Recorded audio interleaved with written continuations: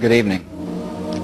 Today, our fellow citizens, our way of life, our very freedom came under attack in a series of deliberate and deadly terrorist acts. The victims were in airplanes or in their offices, secretaries, businessmen and women, military and federal workers, moms and dads, friends and neighbors.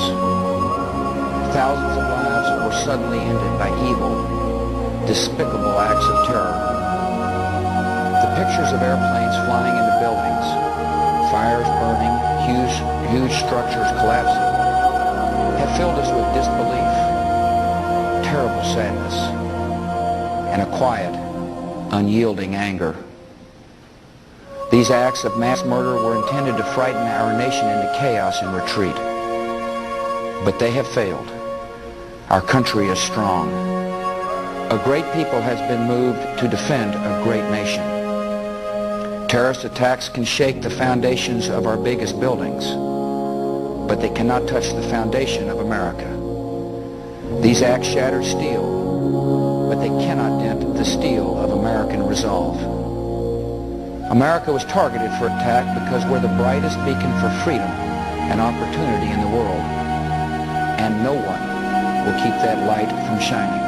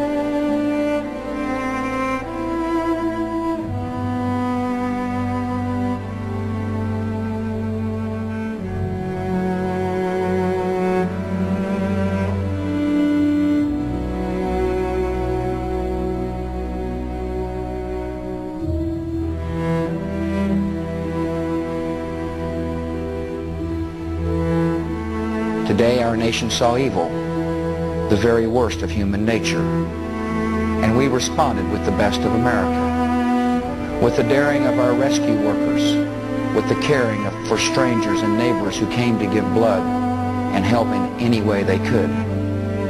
Immediately following the first attack, I implemented our government's emergency response plans. Our military is powerful and it's prepared. Our emergency teams are working in New York City and Washington, D.C. to help with local rescue efforts. Our first priority is to get help to those who have been injured and to take every precaution to protect our citizens at home and around the world from further attacks. The functions of our government continue without interruption. Federal agencies in Washington, which had to be evacuated today, are reopening for essential personnel tonight and will be open for business tomorrow.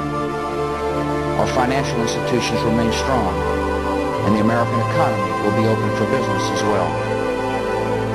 The search is underway for those who are behind these evil acts. I've directed the full resources of our intelligence and law enforcement communities to find those responsible and to bring them to justice. We will make no distinction between the terrorists who committed these acts and those who harbor them. I appreciate so very much the members of Congress who have joined me in strongly condemning these attacks. And on behalf of the American people, I thank the many world leaders who have called to offer their condolences and assistance. America and our friends and allies join with all those who want peace and security in the world, and we stand together to win the war against terrorism.